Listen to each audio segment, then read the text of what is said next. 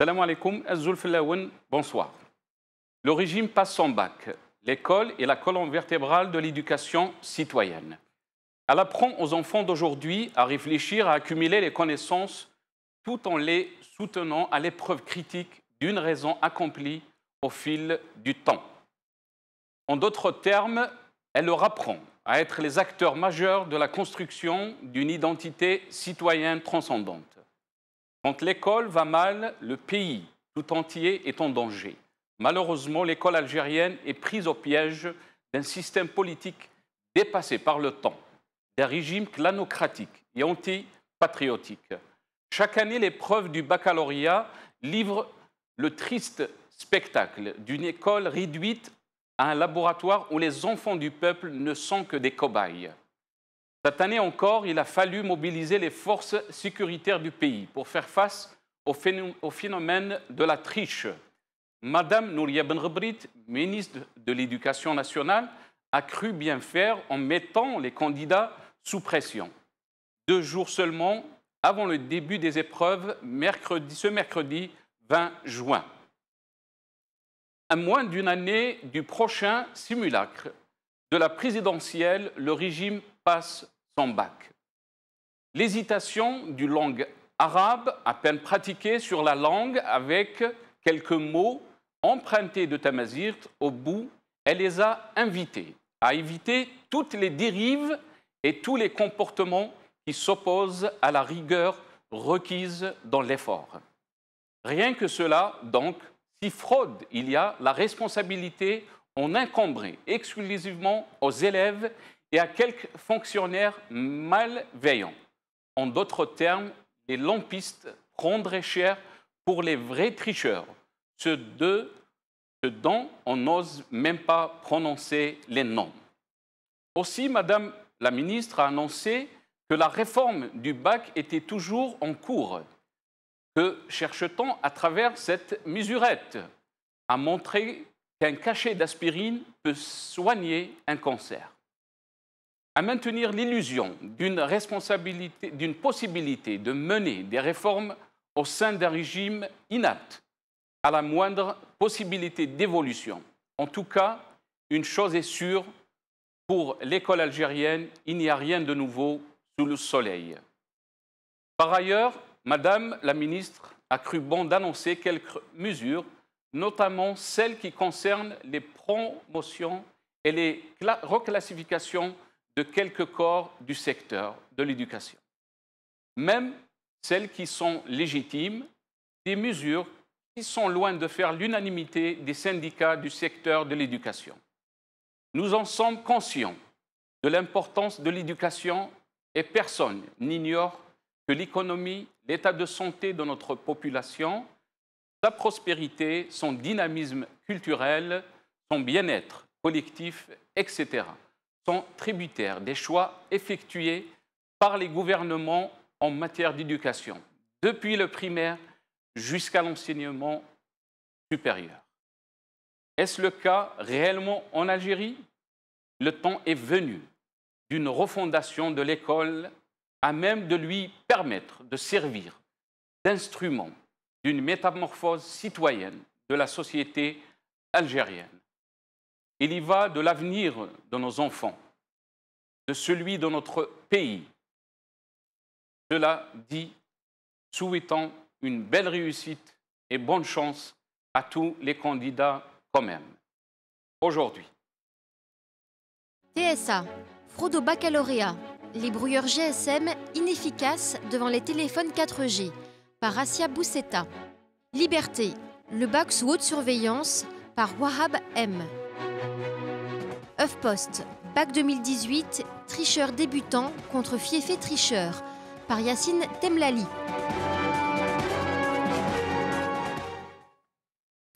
Marhaba bikoum, bonsoir, salam alaikum.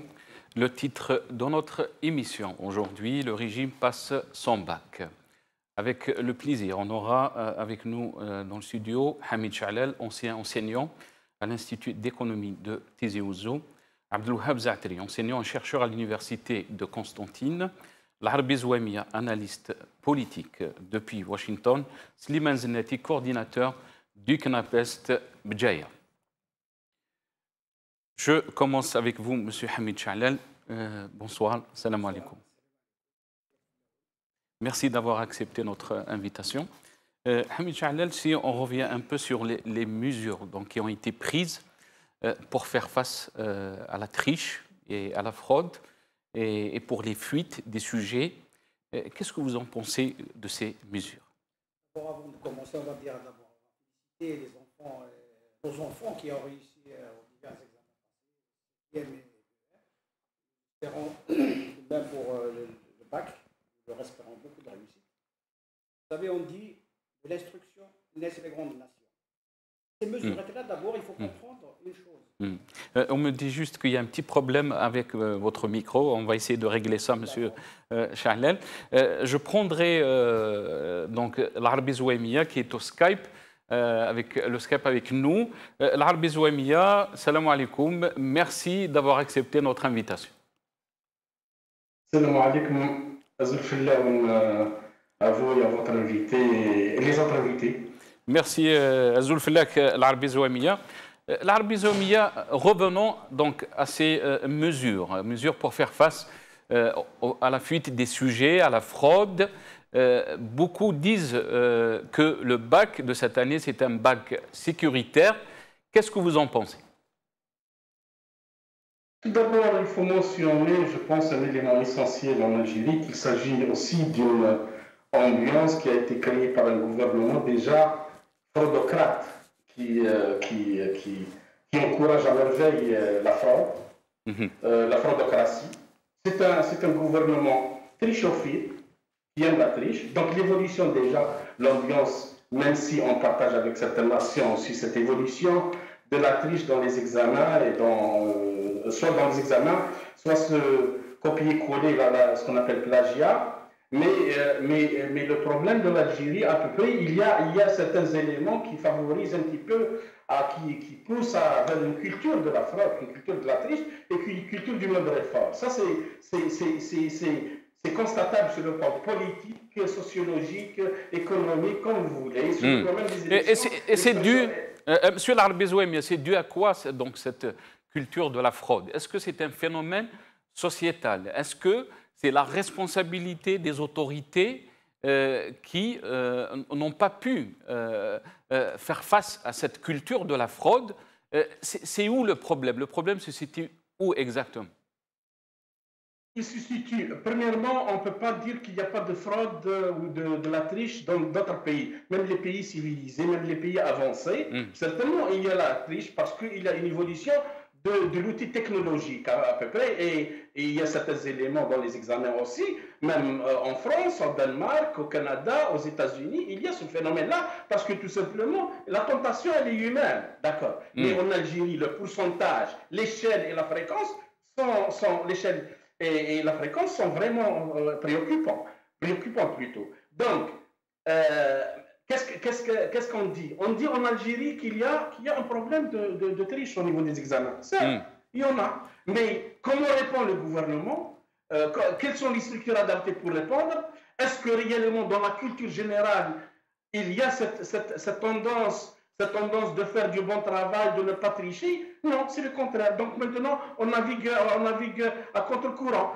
Les mesures qui ont été prises, certainement, en Algérie, même elles sont beaucoup plus militaristes, policières, au lieu un petit peu de gérer cet espace d'examen des salles, comment équiper les salles, comment gérer l'espace à peu près, ce qu'on appelle les structures, comment brouiller, quels sont les moyens, comment contrôler les métaux au sein des salles de classe. Peut-être l'Algérie, un petit peu, elle est tout feu, tout flamme. Mais ce qu'on dit en Algérie, c'est que justement, une ministre qui parle de la compétence, de la compétence et des opportunités égales, elle fait le contraire de ce qu'elle dit. Déjà, son fils a été envoyé à New York comme un représentant, comme un fonctionnaire des affaires étrangères, sans compétence. Il a gagné toutes les étapes, et puis il s'est retrouvé à New York, pas à Miami, il n'a pas commencé à Miami ou au Mali, non, il s'est trouvé parce que tout simplement, c'est la cousine de Bouteflika. Elle-même, la nomination de Ben Ghabrit, quels que soient ses prétextes,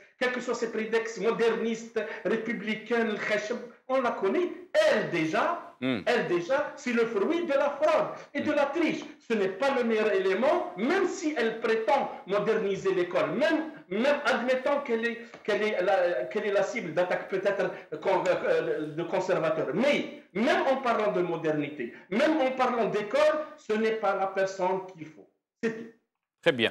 Elle a dit aussi dans son message, l'Arabie Zouamia, pour les candidats donc, du bac qui commencera demain, c'est par le travail que vient la réussite. Je reviendrai ici au plateau avec notre invité Hamid Chahlan. Hamid Chahlan, je pense que le problème a été réglé par rapport à votre micro. Donc très la bien. Question a été posée. Qu'est-ce que vous en pensez de ces mesures? Monsieur l'Arabie Zouamia parle de militaristes.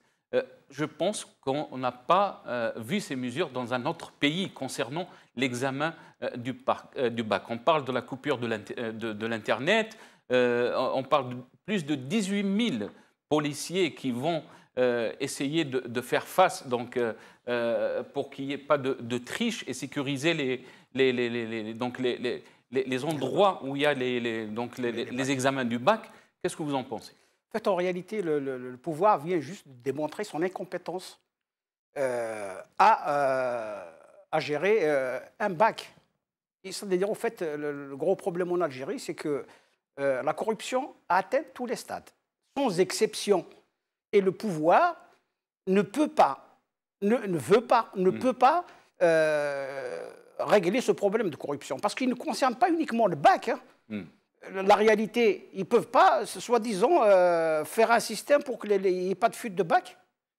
Ils peuvent le faire sans mettre l'armée, sans rien du tout. Simplement, je pense qu'ils ne veulent pas. Ça, c'est juste pour montrer que nous sommes un pays militarisé, qu'on est capable de répondre à tout, mais pas sur le bac. Parce qu'au fait, ce qui va se passer, c'est que le taux de réussite du bac, on va le voir, il va être très faible. Parce qu'au jour d'aujourd'hui, la capacité universitaire sont atteintes. Nous n'avons pas la possibilité de prendre d'autres étudiants. Je pense que là, ils vont serrer vraiment les corrections pour donner un taux de bac très faible. Voilà, donc, et puis surtout, ce qu'ils veulent, c'est éviter les mouvements sociaux. Ça, c'est leur bête noire, c'est éviter les mouvements sociaux. Ils ont peur qu'il y ait des fuites véritablement qu'au niveau comment dire, qu'on commence un petit peu à se rendre compte que le bac, c'est plus le bac. Tout ce qui se fait en Algérie se fait d'une manière sans fondement, sans réflexion, sans rien du tout. Ils ont peur des mouvements sociaux. Et les mouvements sociaux, ça risque de les déstabiliser et même de les faire évacuer. Et ça, ils font tout. On va en parler tout à l'heure, au niveau de l'université, partout. Donc, dans tous les trucs, ils font tout pour qu'il n'y ait pas de mouvements sociaux. Et ils prennent des mesurettes pour essayer de calmer jusqu'aux prochaines élections. Après, qu'est-ce qui va se passer, on ne sait pas. Parce que le niveau actuel, si on parle de niveau de l'école chez nous, mais elle est très, très, très faible. C'est-à-dire qu'au fait, on en parlera plus tard. Pourquoi on est arrivé à ce système-là? Parce que voilà. L'idéologie a pris le pas sur le scientifique. Très bien. On va aller... Abdelwahab Zaatri, je pense qu'il est avec nous. Abdelwahab Zaatri, enseignant et chercheur à l'Université de Constantine. C'est Abdelwahab, merci d'avoir accepté notre invitation. Merci à vous.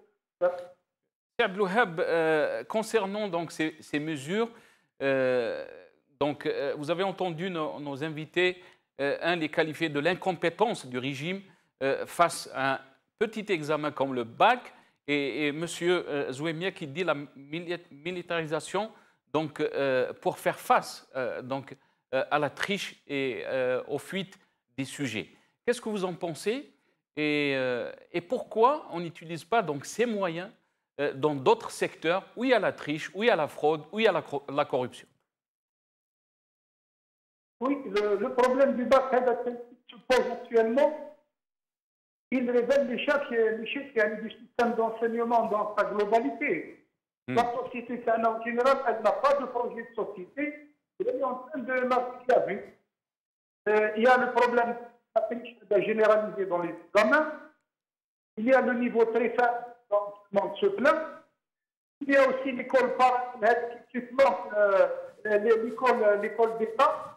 C'est comme le marché noir par rapport à l'économie officielle.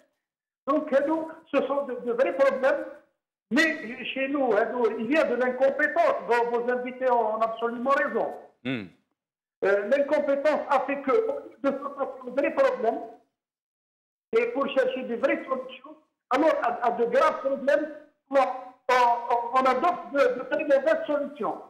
Ce qui complique encore davantage la situation. L'incompétence, elle est manifeste de la ministre, de son staff de conseillers, et même y compris des conseillers français qu'elle a amenés pour résoudre nos problèmes. D'ailleurs, on en a vu encore besoin de 60 ans d'indépendance. De plus, la ministre, elle n'a rien rajouté, elle n'a rien réglé, mais elle nous a embarqués dans des problèmes idéologiques, de langue, de religion, sans véritable solution. Et la vraie solution, c'est une remise en cause. C'est pour ça qu'ils ne veulent pas y aller dans ça. Parce qu'elle nécessite une remise en cause de tout le système de formation et d'éducation. Et là, ils seront eux-mêmes rejetés si on veut faire un redressement de la situation. Voilà un peu le problème fondamental où il se situe. Ceux qui sont incompétents, qui ont mené l'administration là où il est à l'effondrement, ils peuvent aussi continuer à le gérer avec des solutions farfelues. Internet, par exemple, la solution a été préconisée. De couper Internet, c'est de la folie pure et simple. Sur Internet, vraiment, c'est la chose la plus importante, la plus importante innovation depuis que le monde existe. C'est un rêve de l'humanité pour parvenir un jour à accéder à toutes les informations en temps réel, ou qui may go to anywhere, anytime, partout et à tout instant. C'est le rêve de l'humanité. Là où on a gagné, on est en train de jouer avec le fleuron de la technologie mondiale. Anna, Abdouhab Zaatri, restez avec nous. Larbi Zouemia, je reviens à vous. Quand on parle de la coupure d'Internet, sachant que Abdouhab Zaatri a touché un point très essentiel, surtout dans l'économie mondiale. Et l'Algérie passe par une crise économique. On parle beaucoup de la diversification de son économie. Quel est le message qu'on fait passer pour les investisseurs étrangers qu'on n'est même pas capable de gérer un bac, qu'on doit prendre des mesures militaristes, vous l'avez dit. Est-ce que vous pensez que c'est vraiment quelque chose que l'Algérie peut se permettre dans des moments très difficiles par rapport à son économie? Ce qui fait le constat, le constat est terrible en Algérie. Ça ne veut pas dire que d'autres pays ne coupent pas l'Internet. L'Éthiopie, l'Irak, comme nous, à peu près, ils coupent l'Internet. Le problème, c'est de la présentation, de la caricature. Le caricatural en Algérie, un petit peu, est pompeux. Un petit peu. Il est présenté sous forme d'un langage pompeux. C'est lié à un compresseur, où un petit peu on fait défiler parfois ce qu'on appelle, que ce soit la justice, on parle de justice, c'est les expressions, c'est la présentation, c'est ce qu'on appelle les éléments visuels qu'on voit à peu près pour lutter contre la fraude. Certainement en Algérie, on a un problème. Même aux États-Unis, il y a la fraude. Même aux États-Unis, au niveau de Harvard, on estime qu'un étudiant sur 10 a fraudé. Mais le chancelier de Harvard estime toujours que Harvard continue à donner, à sélectionner le génie. Mais c'est l'arabe, excusez-moi de vous interrompre, mais ce n'est pas à l'échelle qu'on voit en Algérie. On n'a pas vu ces mesures dans d'autres pays. Malgré que vous parlez qu'il y a de la fraude dans d'autres pays, peut-être comme les États-Unis ou des pays européens, mais on n'a jamais vu des mesures comme ça pour faire face à un bac, un examen de bac. Mais le contexte algérien est clair. Nous sommes une exception, certainement. Nous sommes exception. La quantité est grande, même la qualité de la triche, la qualité de la fraude, à peu près, on perfectionne. Nous sommes une exception sur le plan économique. Nous sommes une exception sur le plan politique. Vous avez la PN qui craque sous le poids de bourricot. C'est ça, c'est les éléments étayés à travers lesquels on peut étayer une situation. Nous avons un problème d'un pays, certainement. Et les éléments, tous les éléments sont comment dire, sont connectés. Donc, l'Algérie est un pays, premièrement, il n'y a pas d'économie. L'Algérie est un pays où on fait le piston. L'Algérie est un pays où on casse l'intellectuel. L'Algérie est un pays où on casse le bon ingénieur. L'Algérie est un pays où on casse le bon wali. Il faut que wali chante 16 fois à la minute. C'est ça la situation.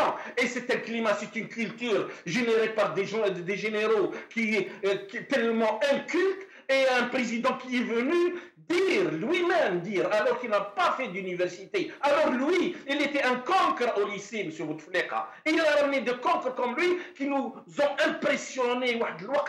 Les années 2000, 1999, 2000, Benache Rouge, je ne sais pas. Alors qu'en réalité, nous avons affaire à une secte de cancres, non seulement de cancres, mais d'incompétents. Donc, si vous avez un président qui n'a pas fait l'université, déjà qui était jaloux contre Guelleh qui était ambassadeur à Washington à ce moment-là, dans les années 60, était jaloux. Comment voulez-vous que l'Algérie évolue dans ce qu'on appelle l'égalité des chances? Comment voulez-vous que l'Algérie exactement récompense le meilleur? On ne récompense pas le meilleur. Même en Algérie, la gestion de carrière des gens, vous avez des gens dans des entreprises, dans des administrations, et puis on nomme quelqu'un qui vient d'arriver. Tout simplement, il est abattu. Parce que la gestion de carrière, la promotion, c'est quelque chose de légitime. C'est charaï pour évoluer. Nous n'avons pas cette règle-là. Et puis, vous voyez, une ministre sortie de nulle part, et elle a passé 5 années maintenant à faire le pompier pyromane. C'est elle qui allume le feu et c'est elle qui appelle le pompier. Est-ce que c'est elle la seule? Certainement non, mais elle fait partie d'une corporation de gens qui sont venus ruiner le pays. Elle sait pertinemment que Bouteflika a gaspillé, a dilapidé, a poussé le pays vers les derniers retranchements. Il a ligoté les mains de ce pays. Elle le sait, elle fait avec. Vous faites partie d'un clan. Vous faites partie de gens qui ont massacré ce pays-là. Vous êtes qui donc? Dis-moi qui tu fréquentes, je te dirai qui es-tu. Donc ce n'est pas à Ben Ghabret, quels que soient ces prétextes, même si je me présente républicain, moderniste, même si je me présente républicain moderniste, je veux que le débat aussi avec les islamistes, avec tout le monde, parce que c'est des Algériens, et je veux que le débat avance avec toutes les franges de la société. Mais Ben Ghabret, c'est elle la partisane de la triche. C'était la partisane de l'incompétence, du piston, des nominations de piston. C'est elle qui a fait de ce secteur et elle chante chaque jour. Et elle n'a pas fait fonctionner, elle n'a pas fait avancer cette école d'un seul iota. Qu'elle ose dire le contraire?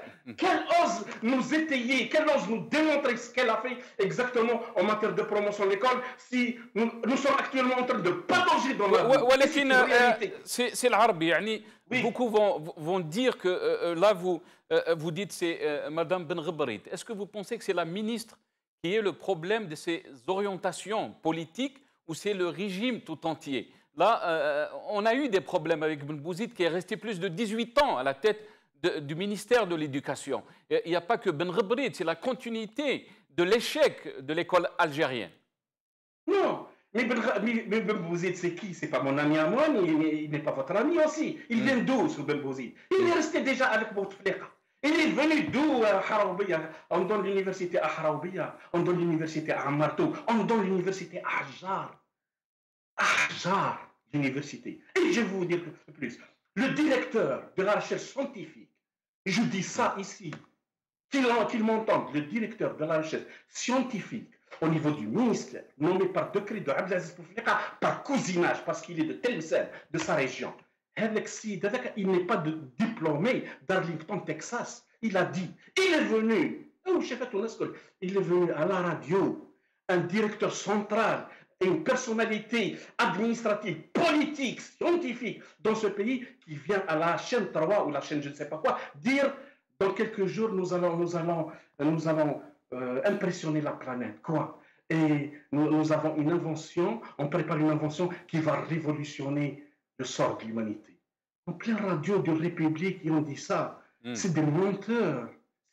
C'est le stade embryonnaire. Tu sais, c'est le stade embryonnaire de la conscience. Les gens n'ont pas honte, ils disent n'importe quoi. Des ministres qui disent n'importe quoi. C'est ça la brouhaha. C'est là le Kaïnka. C'est ça le clopin-clopon. C'est ça ce qu'on appelle la débandade à l'Algérie. Très bien. Reste avec nous, l'Arbi Zouémia. Je reviens à vous, Hamid Chahlel. Hamid Chahlel, vous étiez responsable du COUS, donc, de l'université de Tizi Ouzou.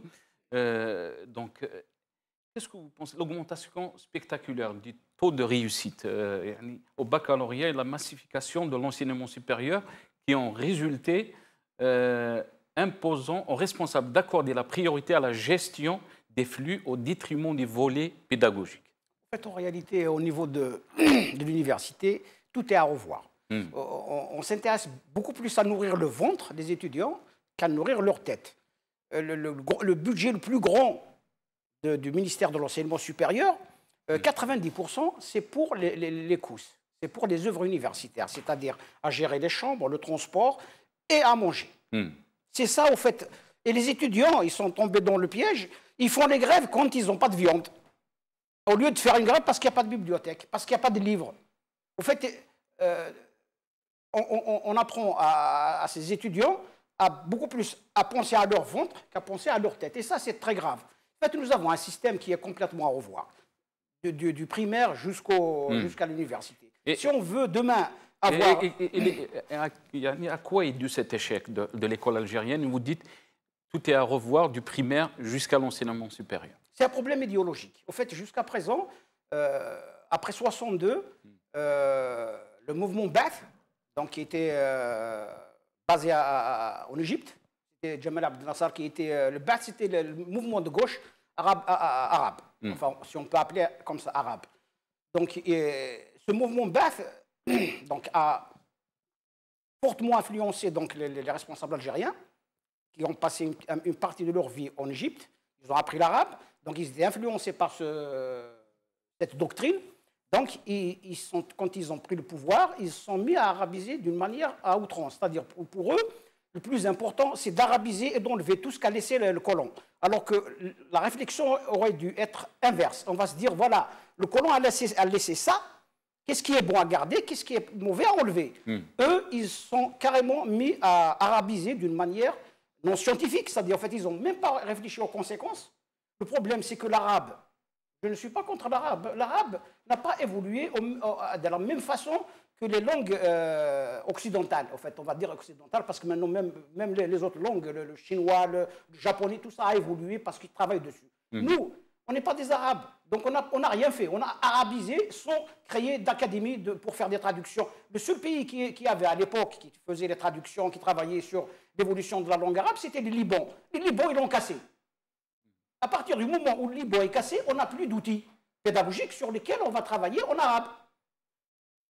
Ce qui se passe, donc la première vague d'étudiants qui arrivent à l'université arabisée, ils sont perdus parce qu'au fait, au niveau de l'université, toutes les matières scientifiques sont faites en français. Parce que nous avons formé, l'Algérie a formé des enseignants en français, on leur demande d'enseigner en arabe des matières scientifiques. C'est impossible. Il n'y a rien, il n'y a aucun ouvrage en arabe pour pouvoir enseigner à l'université. Ce qui fait qu'il y a une déperdition énorme au niveau de l'université. Et au lieu donc de s'occuper de voir comment remettre le français et de toute façon, ils ont commencé là à remettre le français, mais d'une manière un peu... ils sont obligés. On est obligé de repasser par ce cap parce que, je vous disais au début, de l'instruction naissent les grandes nations. Sans instruction, l'Algérie est condamnée. Sans instruction, parce qu'au fait, notre Algérie va dépendre de la jeunesse. Nous sommes un pays jeune, même si au niveau... nous sommes un pays jeune démographiquement, très jeune. Donc, si en formant ces enfants-là, si en les emmenant vers des études, de grandes études, qu'on peut nous en sortir. Est-ce que vous pensez qu'il y a une volonté de détruire cette école? Est-ce que beaucoup disent qu'on n'arrive pas à comprendre ce qui s'est passé en Algérie pour en arriver à cette situation? En fait, la volonté est liée. En fait, la volonté, ils ne veulent pas créer de gens qui réfléchissent. C'est-à-dire, en fait, quand on forme un étudiant, normalement, on va le former pour réfléchir. Là, on ne les forme pas pour réfléchir. On les forme pour apprendre. Ils apprennent des choses, mais ils ne réfléchissent pas. C'est-à-dire, en fait, ils ingurgitent un certain nombre de savoirs sans réfléchir réellement à ce qu'ils apprennent. Et ça commence dès le primaire. C'est-à-dire, dès le primaire, ils se sont mis à ce qu'on appelle la méthode globale. La méthode globale, on apprend à un enfant, ça c'est un verbe. Donc, il apprend le mot verbe. Mais on ne lui apprend pas à construire ce mot. Nous, dans notre temps, on nous a appris l'alphabet, on nous a appris à construire un mot. Quand on construit, on commence à réfléchir. Je construis un mot, je construis en phrase, que ce soit en français, que ce soit en arabe, c'est dans toutes les langues. Donc cette méthode, et c'est une méthode qui n'a jamais donné ses fruits. Il commence à revenir dessus, parce que c'est très très important de commencer dès le primaire à former les enfants à réfléchir. Non pas à ingurgiter du savoir sans savoir ce qu'ils apprennent. Ce n'est pas apprendre le Coran, c'est autre chose. Donc, s'ils veulent apprendre le Coran, ils l'apprennent, parce que c'est comme ça qu'on apprend le Coran, ça a toujours été comme ça. Mais au niveau scientifique, au niveau études, ce n'est pas comme ça. On doit apprendre à l'enfant à réfléchir de lui-même. Et ça, le pouvoir algérien, à un moment donné, il n'en veut pas. Très bien. Abdelouhab Zaatri, je reviens à vous. Abdelouhab Zaatri, la stratégie de l'enseignement et de l'éducation nationale est un véritable ovni. Beaucoup le disent. Objet volant non identifié, on a tout essayé. L'école algérienne est devenue un interminable laboratoire. On a tenté plusieurs expériences sans en réussir aucune. Pourquoi? Oui, parce que nous n'avons pas ouvert un vrai débat sur le problème, l'analyse de ces problèmes et la recherche de solutions efficaces du long terme. Cela rejoint ce que j'avais dit auparavant, nous n'avons pas de société. Et pour avoir un projet de société, il faut évaluer le système ADRA, une évaluation théorique qui est défaillante. Qu'est-ce qu'il faut faire? Il faut le changer et se mettre à table pour proposer un nouveau modèle consensuel sur lequel la société algérienne serait d'accord, comment aider ses enfants, vers quel horizon il faut les emmener. Et là, on fera commencer tous les autres pays. Là, par exemple, j'ai vu des pays qui ont des moyens très modestes, qui m'ordonnent comme la Jordanie, ils ont un système qui est très récent. Ils évaluent leur système de formation par des experts étrangers et les recommandations par des experts. Et chaque fois que les recommandations j'ai constaté ça auprès des lycées, et aussi auprès des universités même privées, comme l'université de Philadelphie à Sahel. Ça, nous avons des modèles aussi. Nous avons le modèle finlandais, qui a donné, avec des moyens relativement modestes, qui a donné de très bons résultats. Mais à la tête de ces modèles, il faut des stratèges, des hommes nationalistes, des hommes qui ont une volonté de faire progresser le pays et non pas de profiter d'installer leurs enfants, faire l'ONU ou la main à la poche. Donc toute la difficulté est là. Nous n'avons pas de stratège à la tête de notre système d'éducation pour concevoir et implémenter de tels systèmes. Mais cela est possible. Est-ce que vous pensez aussi que le fait de ne pas avoir de stratège, comme vous le dites, pour orienter donc, ce secteur, est-ce que c'est dû aussi à une volonté politique? Oui, en effet. C'est-à-dire que comme nous n'avons pas de projet de société, l'Algérie ou laisse ce bakara haloub. Donc c'est une vache à faire et chacun qui est au pouvoir amène ses voisins, ses cousins,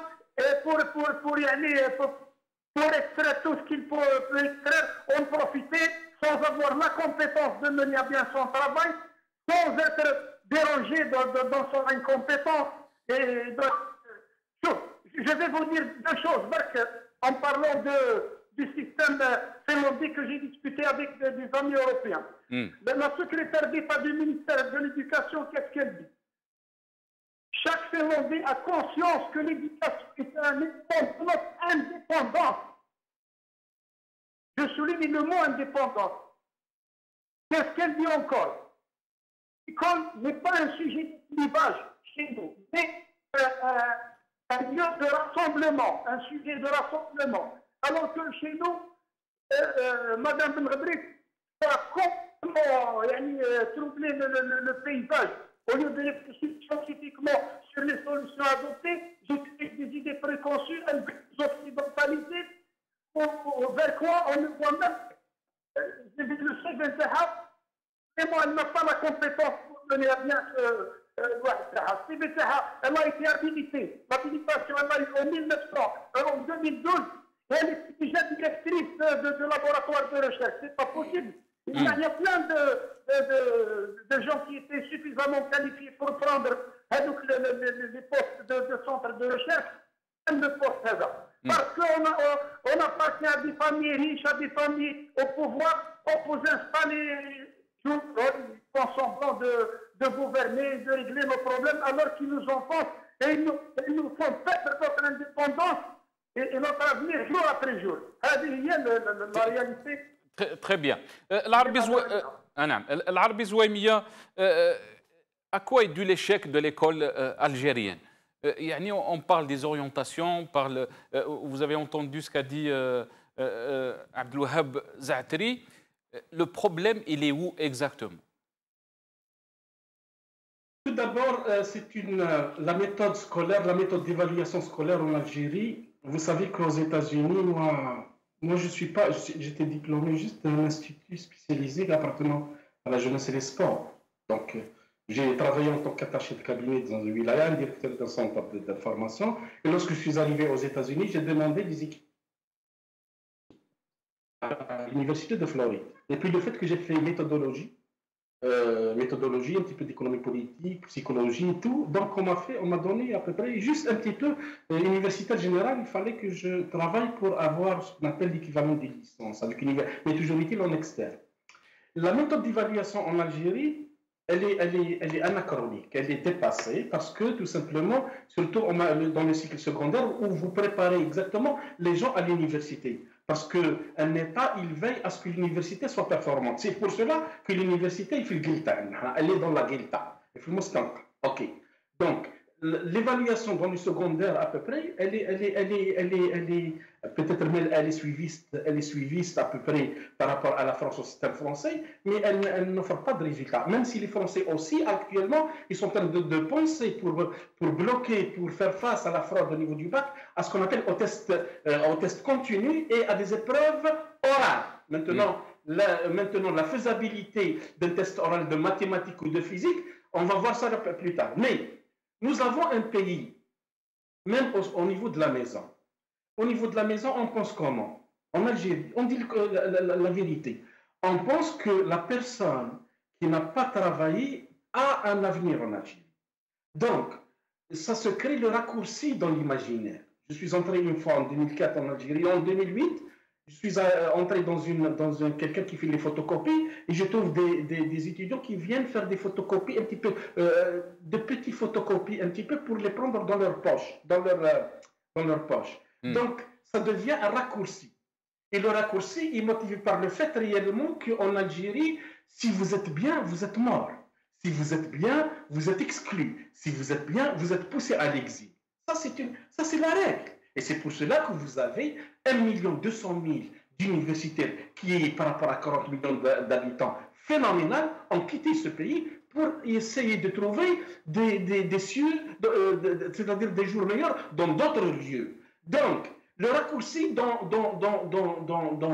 le subconscient de la personne, dans son conscient, même dans son conscient, le raccourci d'aller frauder. Parce que frauder, ça lui permet d'avoir un diplôme. Et par voie de conséquence, et peut-être avec un petit piston, il peut. Ce qui fait la notion de l'effort dans un système politique, la notion de l'effort et du sacrifice dans le système politique, la notion de la récompense dans le système politique, elle est fondamentale pour pouvoir sélectionner les meilleurs qui peuvent devenir, eux, le fer de lance de la société. Nous avons mis en capillotage toutes les énergies qui ont été consenties auparavant, même si dans les années 60, on se considérait les Algériens comme des gens qui ont le regard scientifique vif, peut-être par fréquentation, par émulation, par ce qu'on appelle une rivalité positive, mais à l'istimar. Et je me rappelle aussi, on disait de chez nous, quelqu'un qui partait à Constantine, qu'il pouvait casser les Français en mathématiques dans les années 40. Et son père, qui était pauvre, lui ramenait la Kisra de Kalish, qui faisait 100 km de Kalish jusqu'à Constantine, le Kisra. Mais avec la Kisra, il a pu faire face aux Français. Même dans mes connaissances à moi, j'avais dans ma Deshra le premier ingénieur musulman polytechnicien du monde. Je vous dis ça si vous voulez qu'on parle à un moment donné. Maintenant, l'effort est récompensé. Cette causalité, la causalité a fait à ce que l'effort est récompensé. L'effort en Algérie n'est pas récompensé. L'effort n'est pas récompensé. Attendez, c'est pour cela que vous voyez un président fantoche, parachuté par des militaires à la tête du pays, et lui, il génère à travers ses pratiques toute une doctrine, tout un dogme en Algérie qui a fait en sorte à ce que vous voyez un ministre de la Justice qui n'est pas diplômé. Et vous avez un rôle qui prétend être et qui a fait doctorat en une année, du jamais vu. Et j'aimerais bien qu'on s'occupe de son doctorat à Oran, comment qu'il a eu. Donc, le faux diplôme, plagiat, Mindrefort, Sarqa, Tahraïmit, sont valables en Algérie, et c'est pour cela la quantification, elle diffère par rapport aux autres pays, même si au Japon, la police est entrée dans une salle de classe pour arrêter un élève à cause de la triche. Mais en Algérie, nous avons un problème fondamental qui est la nature de ce système. Pour moi, et je suis convaincu qu'il va falloir l'extirper et le faire pousser vers la sortie. Très bien. Sinon, on risque de voir vraiment, ce sera le temps des mathématiques funestes. Très bien. Hamid Chal, je reviens à vous. Aucune université n'a été classée dans le classement des universités dans le monde. Un recul très inquiétant par rapport à ce secteur névralgique, vous l'avez dit. L'université algérienne est très loin. Tout ça, c'est dû à quoi? En fait, tout est lié. Le système politique algérien fait que nous avons reculé dans tout.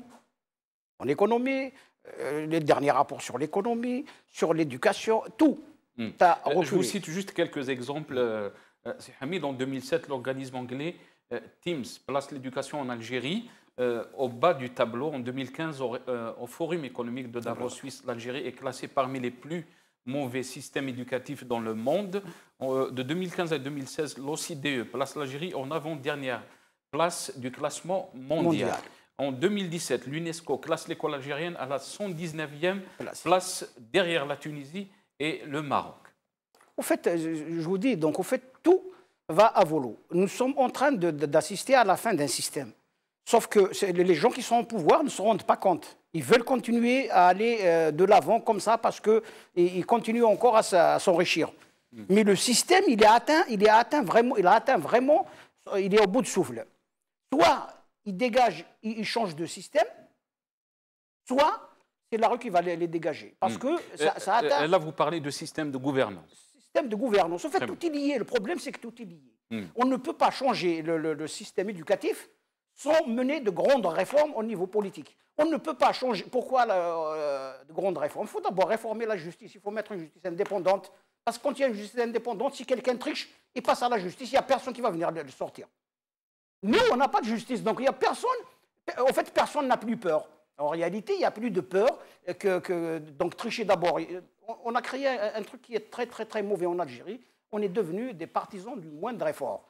C'est-à-dire que maintenant, Chab, il sait qu'il peut faire des trucs. Et quand Nouria Ben Ghebri, dans son message, dit que c'est par le travail que vient la réussite, beaucoup en ce moment, ne vont pas la prendre au sérieux. Bien sûr, parce que par rapport au système, il n'y a pas de travail. En fait, le système fait que les gens veulent réussir sans le moindre effort. Et celui qui sort, qui ne fait pas des études, il sort, il fait des affaires, s'il trouve un moyen, etc., il s'enrichit très vite. Parce qu'il n'y a pas de contrôle. Donc les gens qui vont à l'université, d'ailleurs c'est simple, si vous regardez les gens qui ont fait des études, des bonnes études, ils sont tous à l'étranger. À chaque fois qu'un étudiant est brillant, il n'arrive pas à continuer en Algérie ou à trouver un poste de travail, il se barre. Il se barre parce qu'il se dit, je vais trouver mieux ailleurs. Ils trouvent mieux ailleurs. Ici, enfin, je vous garantis qu'ils leur ouvrent grandement leurs bras. Ils viennent, ils continuent leur formation, ils font le bonheur des sociétés françaises ou canadiennes. Et c'est la même chose pour les médecins, c'est la même chose pour les ingénieurs. Au fait, on est en train de vider l'Algérie de sa substance, et c'est voulu. Parce qu'ils ne veulent pas, je vous dis, de gens qui réfléchissent. Parce que les gens qui réfléchissent posent des questions. Et quand on pose des questions, il faut bien y répondre. Au jour d'aujourd'hui, nous avons la jeunesse qui finit la diplômite, en fait. Beaucoup de diplômés sont au chômage. Ils sont carrément au chômage en train d'attendre si l'État veut bien leur donner un petit truc pour lancer un projet. C'est fini, l'État n'a plus d'argent. Ils ne peuvent plus continuer à faire ce qu'ils avaient fait jusqu'alors. C'est-à-dire qu'ils n'ont plus les moyens de donner 1 milliard à chacun pour essayer de lancer une entreprise, etc. Il n'y a plus d'argent. Donc, au jour d'aujourd'hui, on est au pied du mur. Nous avons le système financier algérien qui a atteint ses limites. Nous avons le système économique qui a atteint ses limites. Le système politique qui a atteint ses limites. Simplement, ces gens-là ne veulent rien lâcher parce qu'ils continuent à s'enrichir. Abdelwahab Zaatri, Hamid Chahlal dit tout a atteint ses limites. Beaucoup disent que le secteur de l'éducation, l'école algérienne est malade. Il n'y a pas que ce secteur, d'autres secteurs aussi. On parle de secteur de la santé. On a vu ce qui s'est passé avec les médecins résidents. Quelles sont les solutions pour ces problèmes, la problématique de l'école algérienne? Est-ce que c'est lié au choix politique, à la gouvernance? Abdelwahab Zaatri? Je pense qu'on a perdu Abdelwahab. Abdelwahab Zaatri, vous m'avez entendu? On l'a perdu, Abdelwahab Zaatri. Larbi Zouaimia, la question est à vous. Qu'est-ce que vous en pensez? La question, je ne l'ai pas entendue parce que j'ai été coupé de... Beaucoup disent que le secteur de l'éducation est malade. Il n'y a pas que ce secteur. Le secteur de la santé, de l'économie, on est au bout de souffle par rapport à tous les secteurs en Algérie. Qui est responsable? Est-ce que c'est la gouvernance, l'orientation politique? Est-ce que les gens qui doivent être responsables ne sont pas qualifiés? L'incompétence? Vous avez déjà deux entités politiques, deux entités politiques qui sont le FLN et le RND. Il faut voir la sociologie, il faut voir ici de un petit peu décortiquer un petit peu c'est de quelle population qu'il s'agit au sein du FLN et RND. Justement, c'est que les problèmes sont imbriqués, sont enchevêtrés. Il y a ce qu'on appelle un cloisonnement énorme en Algérie qui a fait en sorte parce qu'on se trouve dans des situations presque similaires. On n'a pas un bon hôpital, c'est vraiment catastrophique. On n'a pas l'école, on n'a pas l'université qui est désastreuse, on n'a pas la technologie, on n'a pas le bon commerce, on n'a rien du tout. La seule entreprise qui fonctionne en Algérie, c'est la corruption, c'est la société de la corruption et la rente. Voilà, c'est ça la situation. Pourquoi on est arrivé comme ça? C'est tout à fait normal qu'on arrive comme ça. C'est tout à fait normal, c'est illogique. On n'a pas le bon élève de la primaire ou l'école primaire elle-même, à peu près comment qu'elle évolue. On n'a pas un bon préscolaire, on n'a pas Rawda al-Mliha, la garderie préscolaire le primaire, qui est cet élève-là. Quels sont les éléments environnementaux qui peuvent contribuer un petit peu à l'épanouissement de l'élève? Même des écoles sont lugubres. La structure même de l'école, elle est lugubre, personne ne veut y aller là-bas. Elles sont incrustées parfois dans des blocs de bâtiments. Même l'école, elle n'est pas de vue, elle n'est pas présentable, l'école. Elle n'est pas belle, l'école en Algérie. Ni l'école, ni l'ICEM, ni le lycée. Même les constructions, c'est des constructions vraiment drôles de construction. Et puis, on demande un élève. C'est justement, l'élève ressemble à ce décor lugubre de l'école. Vous arrivez dans le middle school, dans ce qu'on appelle le CEM, quelque chose comme ça, ensuite le secondaire, et vous avez un type d'élève à peu près, Bon, il y a certainement quelques bons éléments qui résistent, certainement peut-être par éducation, par persévérance, je ne sais pas, mais nous n'avons pas le bon élève, nous n'avons pas le bon étudiant, nous n'avons pas la bonne université, et par voie de conséquence, nous n'avons pas le bon ingénieur, nous n'avons pas le bon médecin. Je veux vous dire qu'à un moment donné, je répète ça, j'aimerais bien qu'on répète, à un moment donné, pour les États-Unis, nous étions un bassin de sélection pour le génie. Ça veut dire, vous savez que la politique américaine a fait en sorte à ce que ce pays-là doit donner toujours ce qu'on appelle, et c'est lui qui doit être à l'avant-garde de la recherche scientifique et de la production scientifique et technologique, y compris la science, y compris la médecine, y compris tout. Et il fait en sorte à ce que même en intramuros, parfois il y a des difficultés de sélection aux États-Unis. C'est pour cela qu'il y a ce qu'on appelle des bassins cibles. Des bassins cibles, là où on cherche. Là, on essaie un petit peu de repérer des bons éléments pour justement constituer la force de ce pays-là, indépendamment de son origine, parce qu'il va devenir américain. Nous ne le sommes pas. Nous ne le sommes pas. Maintenant, c'est quoi l'espoir des Algériens? L'espoir des Algériens, c'est la France. Ce sont ceux qui viennent de certains instituts français et centres de recherche de France, ils viennent aux États-Unis. Là, on peut y compter. Les Algériens ont un avenir vraiment extraordinaire aux États-Unis et on peut avoir de noms pour avancer. Pour au moins, donc, très rapidement, c'est l'arbre. Il ne nous reste pas beaucoup de temps. Quelles sont les solutions à la problématique de l'école algérienne? Là, on parle d'un secteur malade, un secteur névralgique pour l'évolution d'un pays. Quelles sont donc ces solutions? Les solutions, je ne peux pas quantifier les solutions parce que tout simplement, pour moi, la seule mécanique qui est premièrement la porte, on commence par la porte, une seule porte, c'est de se débarrasser de cette clique, de ces régiments de rentiers. Maintenant, après, c'est des opérations de grande envergure.